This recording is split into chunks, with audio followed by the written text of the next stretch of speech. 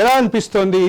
4,650 కోట్ల సొత్తుని స్వాధీనం చేసుకోవటం, దాంట్లో సింహభాగం డ్రగ్స్ ఉండటం, ఇది ప్రజాస్వామ్యం ఏ దిశగా వెళుతోంది అనే క్రమంలో, ఎన్నికల ప్రక్రియ ఏ దిశగా వెళుతుంది అనే క్రమంలో ఎట్లా చూడాలి దీన్ని?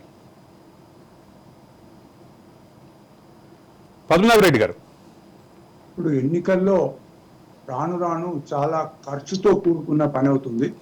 ముఖ్యంగా దక్షిణ భారతదేశంలో అంటే 2 తెలుగు రాష్ట్రాలు, తమిళనాడు, కర్ణాటక విపరీతమైన డబ్బు ఖర్చు పెడుతున్నారు. ఒక అన్అఫీషియల్ ఎస్టిమేట్స్ ప్రకారంగా మన తెలంగాణలో 10 కోట్లు ఖర్చు పెడితే గానీ ఎమ్మెల్యేకు నిలబడే స్తోమత లేకుండా పోయింది. 10 తోటే అయిపోతుందా అనే ప్రశ్న వస్తుంది. పద్మనాభరెడ్డి గారు, సారీ ఫర్ ఇంటరప్షన్, 10 తోటే అయిపోతుందా అనే ప్రశ్న కూడా వస్తోంది. అంటే ఇక్కడ ఏంటంటే డబ్బు ఖర్చు పెడితే గెలుస్తారో లేదో తెలియదు, కానీ డబ్బు ఖర్చు పెట్టకుంటే మాత్రం తప్పకుండా ఓడిపోతారు. ఆ పరిస్థితికి వచ్చింది. సో ఇప్పుడు మీరు చెప్పిన గణాంకాలు ఏదైతున్నాయో, టోటల్ కంట్రీ చెప్పినారు వాళ్ళు, 45% అంటే 4,600 కోట్లలో సుమారు 2,000 కోట్లు ఈ యొక్క డ్రగ్స్ దే అనమాట. లో డ్రగ్స్ ఇంత పట్టుకోలేదు.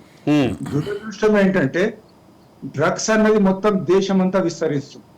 ఇప్పుడు తెలంగాణ ఒక ఇంతకు మొదలు కన్జంప్షన్ సెంటర్ ఉంటే ఇప్పుడు ఈ డ్రగ్స్ సప్లై సెంటర్ గా మారిపోయింది. అది గోవా నుంచి కావచ్చు, ఇంకెక్కడి నుంచో కావచ్చు, ఆ మాదిరిగా. ఇంకొకటి ఇక్కడ పోలీస్ వాళ్ళు ఏం చేస్తారంటే డ్రగ్స్ కు ఎంఆర్పి అంటూ ఏమి రేట్ ఉండదు.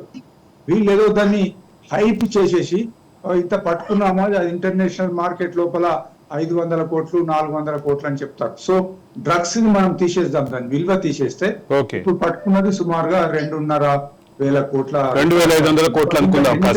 మొదలు కాలే, ఇంకా మొదలై 1 జనవరికి లాస్ట్ పోలింగ్ ఉంది. అది వచ్చే వరకు ఇంకెంత పట్టుకుంటారో తెలియదు. 1 జూన్ కి ఇక్కడ ఏంటంటే ఇక ఎన్నికల్లో డబ్బు ప్రాధాన్యత తగ్గించాలని చెప్పి ఎన్నికల కమిషన్ రకరకాలైనటువంటి చర్యలు తీసుకుంది. ఫ్లయింగ్ స్క్వాడ్స్ అన్నారు, చెక్ పోస్ట్ అన్నారు, ఎలక్షన్ ఎక్స్పెండిచర్ అబ్జర్వర్ అన్నారు.